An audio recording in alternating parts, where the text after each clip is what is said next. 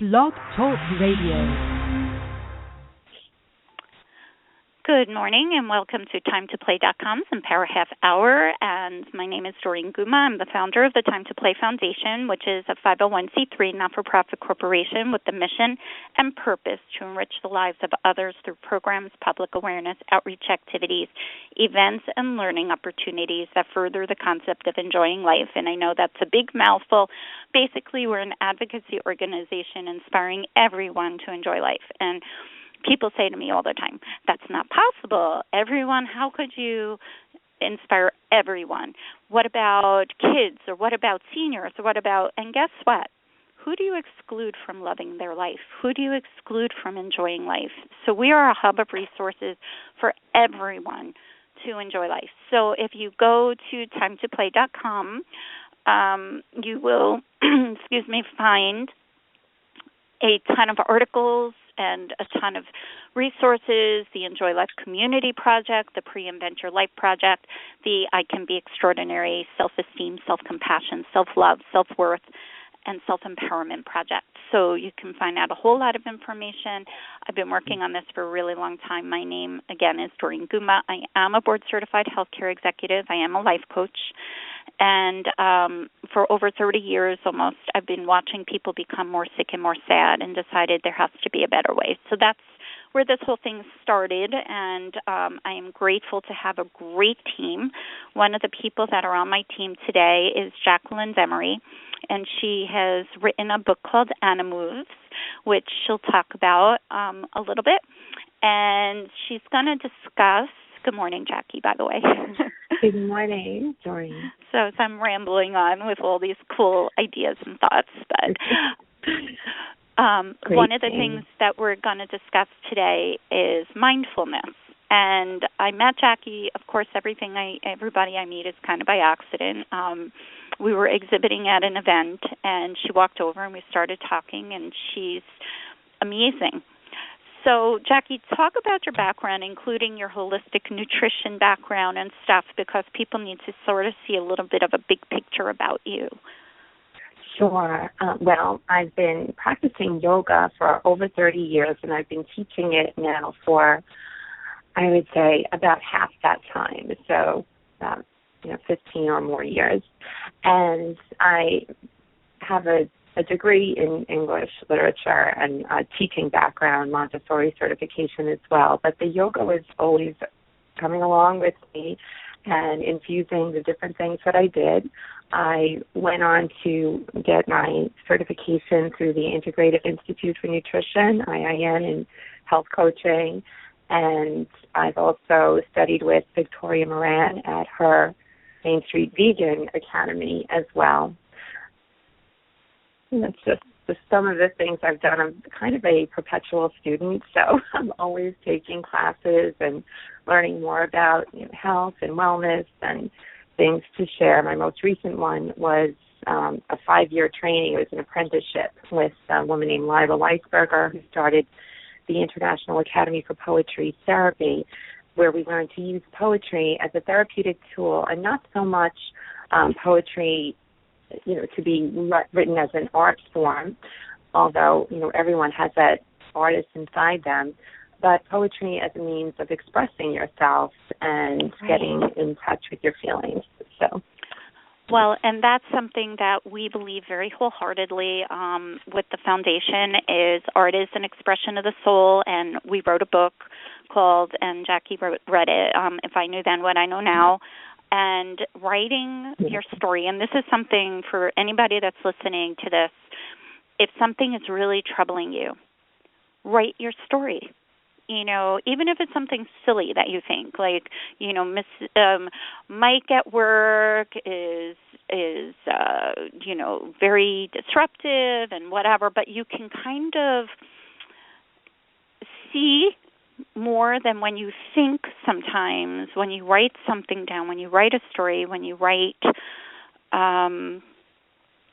it somehow gives you a more clear vision. And when you write poetry or when you write a song, it's your expression. It's taking what's in your heart out and putting it down on this piece of paper. sometimes it's freeing. What do you think of that? Absolutely. It can be just a gift to yourself. And sometimes you're surprised by what you discover. And writing also provides a container. So emotions and things that feel very unwieldy, if we're just thinking about them and, they kind of scatter us when we write, we're giving them a shape and a form, and we're able to really look at it. Another technique that they suggest is to, once you've finished your writing, is to take just about a minute and write a little reflection about how it felt to express those feelings and those thoughts. And if it's something that's really disturbing, of course, it could be a signal to contact a professional who can help guide you through it. It can actually be very healing. And I worked with a woman who was feeling some resentment to someone, and we were using a technique of sending an object with a letter, a symbolic object. And this came from the tradition of the Japanese pillow books.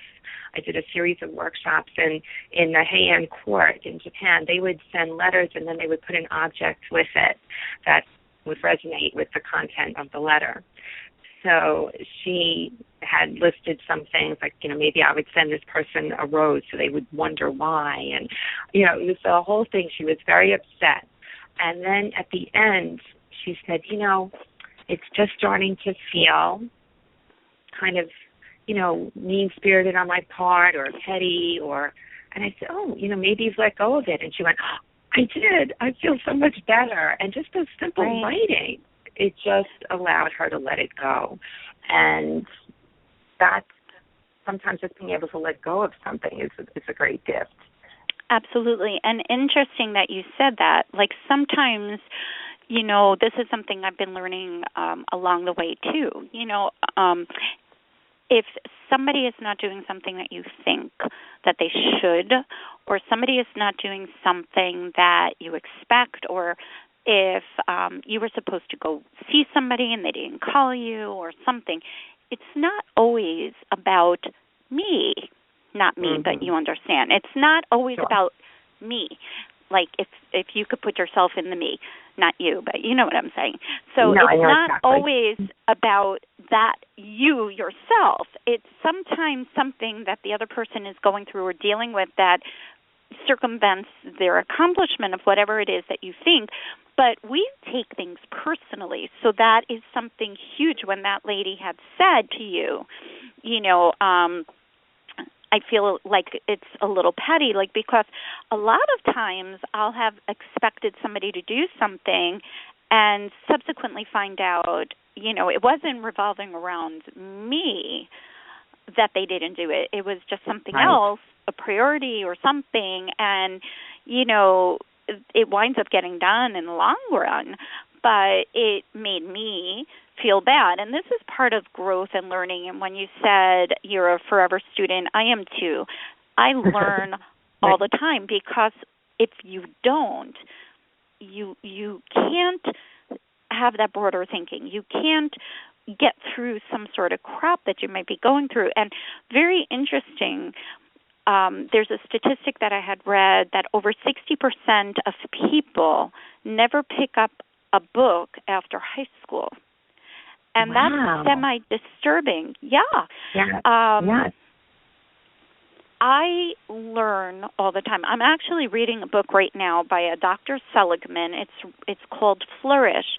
And if somebody's interested and they go on timetoplay.com and you click on Enjoy Life Community, you'll see a program that we're working on, which is to decrease social isolation in at-risk populations and bring communities together and get people to work together to create a better life in a micro community, so in an individual community. There's actually an Enjoy Life community starting in Athol, Massachusetts, which is an area that has a low socioeconomic area with a high rate of suicide, because the people in that community could do so much better working together as a strong team. Dr. Seligman wrote about hive emotion, and that's what an Enjoy Life community will create, a very positive, living in. Welcome to our Enjoy Life community and being an Enjoy Life ambassador and being such a part. Everybody is so important in everything. Like, let's just talk about, and we're getting off topic because I really want to go into this mindfulness piece that we're supposed to talk about. But in an organization, let's just pick a hospital because I've worked in hospitals and nursing homes for a long time. Everybody who works there is super important. Nobody could be devalued, not the person who sweeps the floor, to the person who takes care of the patient, to the person who buys the hand soap for the bathroom. Every single person that works there is important. And that's the same in the community. Every single person, whether they think they're important or not, contributes and can contribute in a huge manner. But when we have something that's bothering us, what's the first thing we do is we become isolated a lot of times. And that's hurtful further to our human person. So that's really what the topic of our thing is today. And, one more thing. One of the main things for the foundation and what we're built on is three things. People helping people, collaboration equals success, and learn what you need to know so you can enjoy life. So hopefully people can understand a little bit more of what we're doing. And the awareness today regarding mindfulness, and I said to Jackie, I said, this is one topic that is one of my biggest weaknesses. As, you know, we're about the same age. I just turned 50. We weren't taught mindfulness. We weren't taught meditation. We weren't taught yoga. We weren't taught how to really solve our own stuff and how to take that negative self-talk and shut it. We weren't taught that. I was actually taught to keep the self-talk. Like my mom used to just go over and over something that was bothering her at a nauseam level where you just become more and more, right? Yes, that's how we all grew up, I think. You know, maybe there were some households that were different, but this rumination on stress and, worry, it was definitely a focus. Absolutely. So and that's one of the things, actually, we're going to have a conference on May 21st for anybody that lives in Long Island. It's going to be called Winning at the Game of Life. It's time to get back to basics. Jackie is going to do some presentations regarding some mindfulness techniques while, we have the conference. I'm really excited about that. But we're going to be doing stress management, because managing stress and anxiety and negative self-talk is hugely important in our day. Because, how many times have you said, oh, that was so stupid, I shouldn't have done that, or whatever, and you beat yourself up. So instead, we need positive and positive ways to deal with stuff. And so, like I said, that's kind of what our topic is for this rest of our half hour. So, again, mindfulness is one of my weakest areas, something that I am learning. So why don't you explain in a brief overview what our goals are with these tips and tools and techniques of the meditation, of the yoga, of the practices that you've been doing for 30 years, and how this can kind of get a person out of their funk to a certain extent, the benefits of. Sure. Okay, and just to circle back a little, because it's all really interconnected. I don't really see you as weak at all in mindfulness, because everything that you're doing with Time to Play is about being mindful, being aware. Sometimes these terms take on a life of their own, and they can be intimidating to people and make something sound like, some big mysterious entity. But at the crux, mindfulness is awareness. It's open-hearted awareness, non-judgmental awareness. So we just come into the present moment and we see it as it is to the best that we can, within our own mental constructs, the way we view things. And what's so wonderful about mindfulness is it's not another thing we have to add to the to-do list. Oh, I heard, this is good for me, so I, should do 20 sit-ups or XYZ this or that. Mindfulness is just a different way of doing what you already have to do, and it enhances it. So essentially, if you have laundry you can fold, you fold the laundry with mindfulness. So you're aware of how the fabric feels, of your hands moving out, any wrinkles, that the folds, how the fabric meets so symmetrically as you fold it. And it takes on a completely different significance, and you're still getting that chore done. And maybe it no longer becomes so much a quote-unquote chore, but right. a meditation in motion. Another way that mindfulness can be very beneficial is, throughout the day, we encounter things that tend to, maybe grate on our nerves or make us feel frustrated. We're such a go, go, go culture. Stillness is seen as, wasting time or being idle. But in yoga, the stillness in between the different movements is when we really begin to reap the benefits. So this whole idea of stillness and unifying where we are physically with where we are mentally is another key part. And when we encounter something that slows us down, for example, a red light, very often, we're just kind of tapping our fingers on the steering wheel, waiting for that green light. But if we could take it as an opportunity to be mindful and breathe and notice that we are in the car, that our hands on the steering wheel, what kind of a day it is outside, then it becomes a mindfulness bell. Thich Nhat Hanh, who was a Nobel Peace Prize nominated Vietnamese monk who's written many beautiful and his prose is just so simple but so engaging. It's very accessible. I highly recommend any book by him. And it's something that he refers to as a mindfulness bell. He lives in a village in France where they literally have a bell that rings.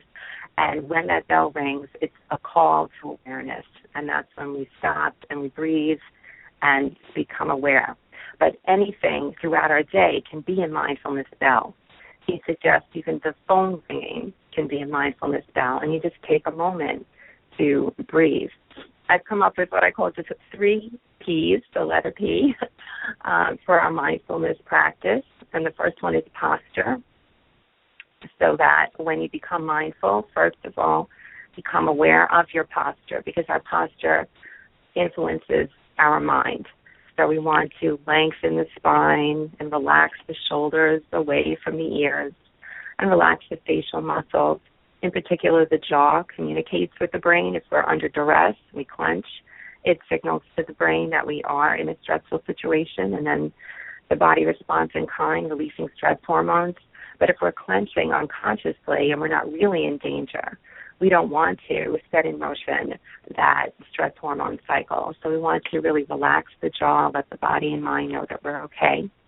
And so that's the first P, is the posture. The second one is pattern, the pattern of your breath. So you want to breathe in through the nose and then out through the nose and just become aware. Let the breath really expand the belly. Let it be a nice deep breath. And the third P is for the word phrase. So you can add a phrase to it. For example, something as simple as breathing in, I'm aware that I'm breathing in. Breathing out, I'm aware that I'm breathing out. Or you can choose a quality that you would like, breathing in calm, breathing in peacefulness, exhaling tension, whatever it may be, that just takes you out of this, big mental dispersion and brings you back into your center. I have to say that this is extremely useful for people to understand. So as you were speaking, I was I know I'm supposed to be focusing, but I'm also thinking, because of the half hour that we have, of what I can, help people understand with this too is I had read a book, and I referenced it actually in this last article. I had written an article called "I'm Going to Die Soon," which is not personally me, thank goodness, of having that philosophy, but I had been speaking with a relative who she's 67 years old, and she's like, I bought a couch, but I'm 67, and I don't know if that was a good purchase because I'm going to die soon, like not even kidding. But anyway, so I referenced Eckhart Tolle in there. He wrote a book called The Power of Now, which discussed there is no past, there is no future, there's only the present. Like, we can't fix the past. We have to just deal with whatever happened and move on, like how you're saying, forgiveness maybe, or, just stop dwelling. The book Dr. Seligman wrote, Acceptance. Yeah. Dr. Seligman wrote Flourish. The book Flourish is very cool if somebody's interested in reading that. Book.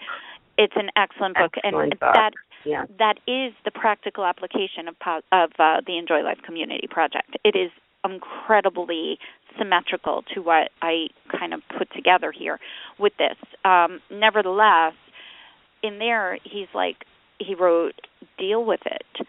So that's the past. We can't go back. We can't change it. We can't tweak it. You know what? Deal with it, and let's move on so we can enjoy our quality of life, because that's the main goal. We're here for a short time, and it's our intention to enjoy quality of life. The future, we can, put things into motion.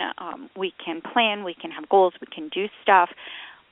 But we don't have the future. It's the future we have right now. So what you're saying with these 3 Ps, instead of getting agitated, and I've read this and I've heard this.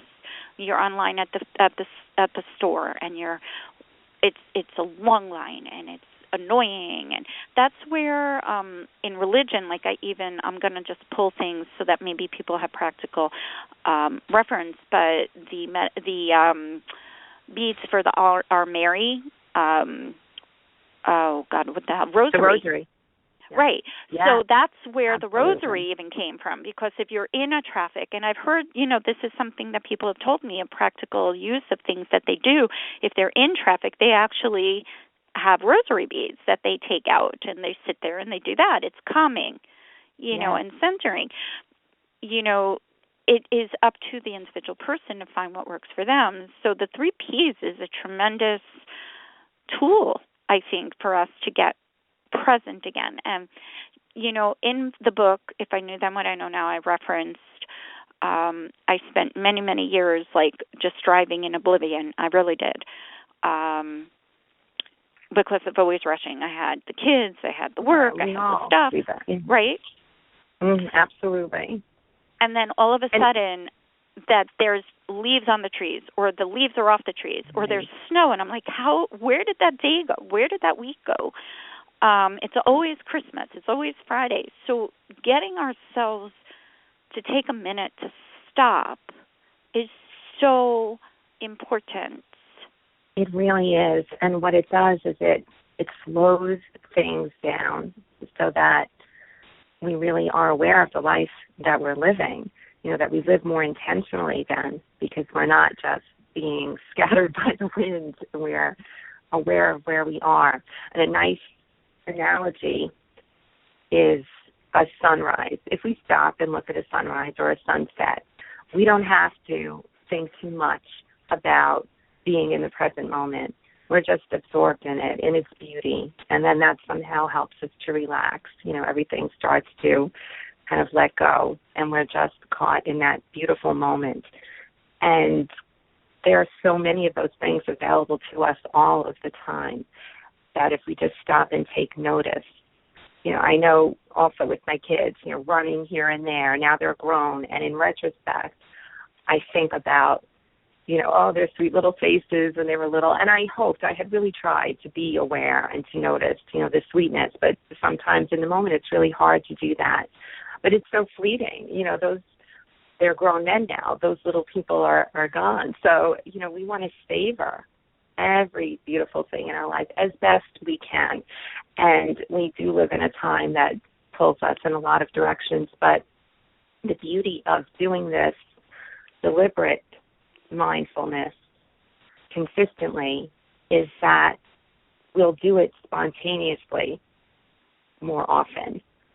The more we practice it deliberately, the more it arises spontaneously. So we're just cultivating a practice.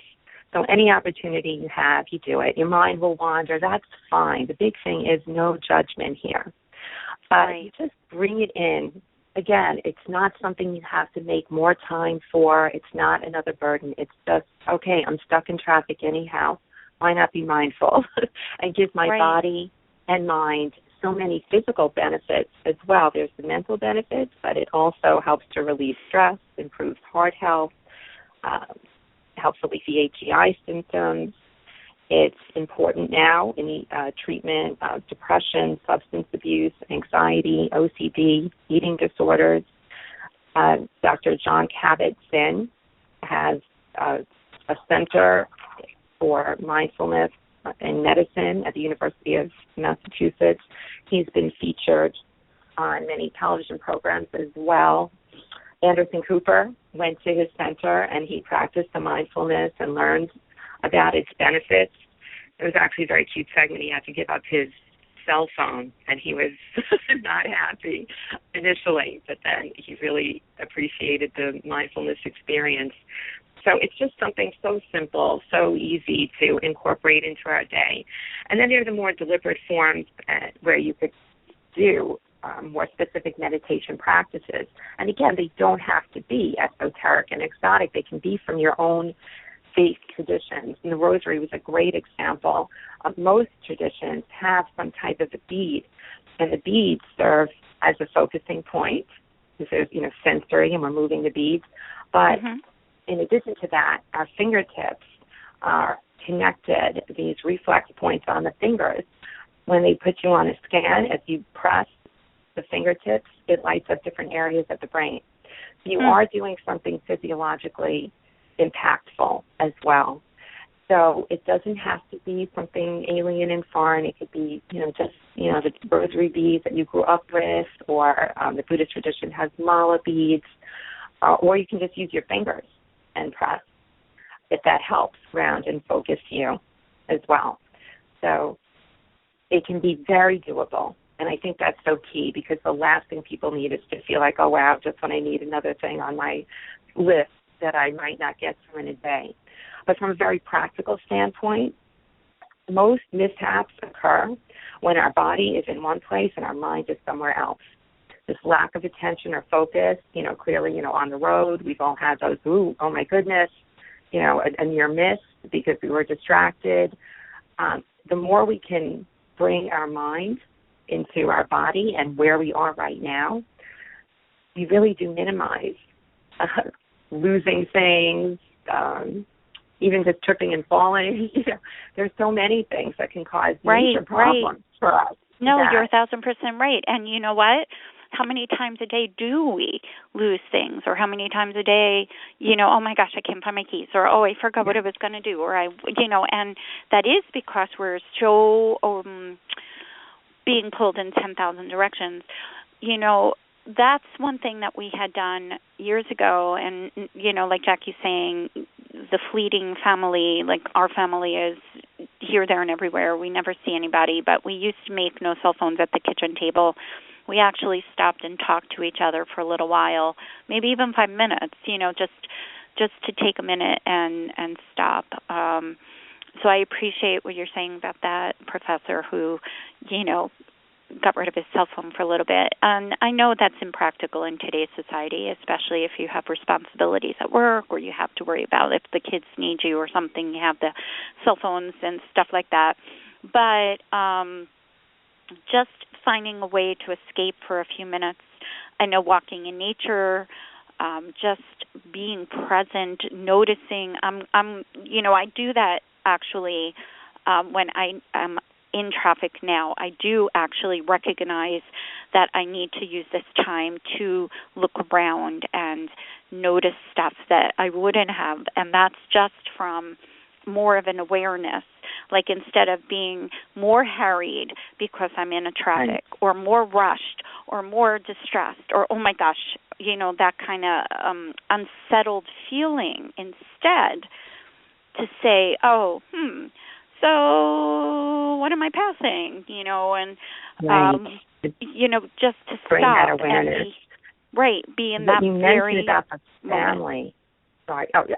What you mentioned about the family and children is so key, and that was really a primary motivation for me to write my book, Animooves, Yoga and Creativity Inspired by Animals. It is a fusion of all of these things that I learned, including the journaling, the writing prompts, the breathing techniques, and yoga, connecting it to animals who are, such a beautiful example of being in the moment. And on our website, we have some worksheets, coloring sheets for the kids. We have additional yoga poses that are there, and it's Animooves, ANIMOOVES.com. So there's some nice resources there for people to use as well.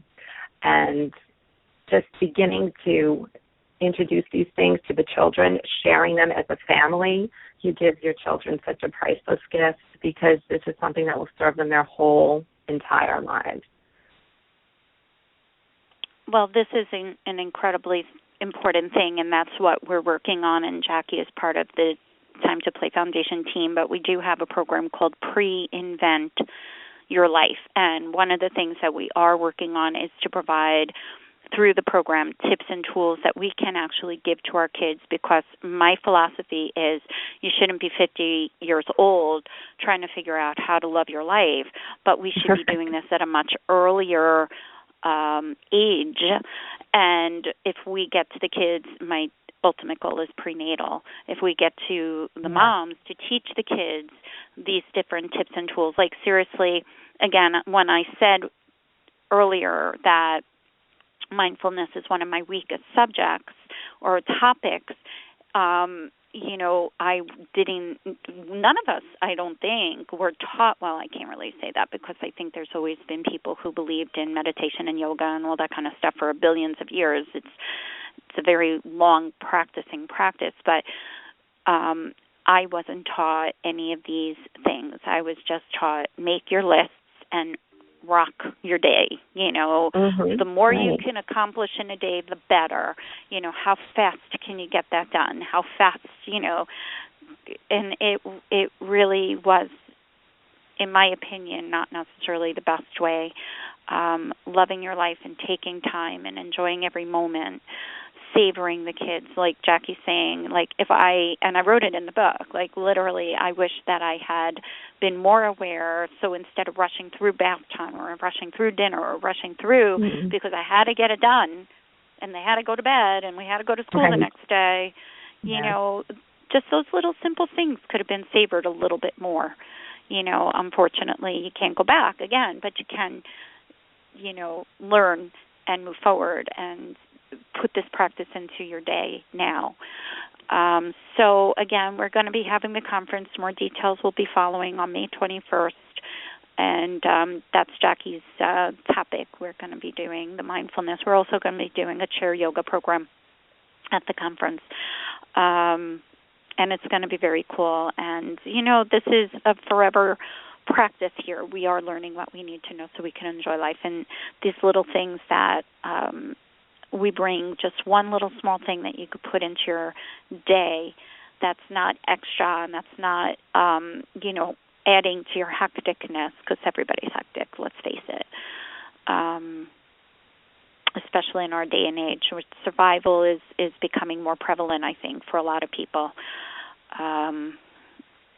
We want to use the simple strategies. We do. So with that, is there anything you want to do to close our Empower Half Hour? I would just say that if you try these techniques and you feel that your mind is wandering or that you're not doing it consistently, do not be judgmental. That's completely normal. That's how it goes. It's just, again, non-judgmental, open-hearted awareness so that you enjoy your life more. And thank you so much, Doreen, for everything you do to enhance so many lives. with your beautiful work and for having me here today. I'm really grateful. Oh, and I for meeting you, truly. And I thank you very much. And if anybody has any thoughts or questions, things they need to know, things they want to participate with, this is, again, people helping people, collaboration equals success. Everybody should be part of this project because this is making the life better for all of us, not just a specific part of our population. So please do feel free to call 631-331-2675. That's our main office number. Somebody will always reply to you.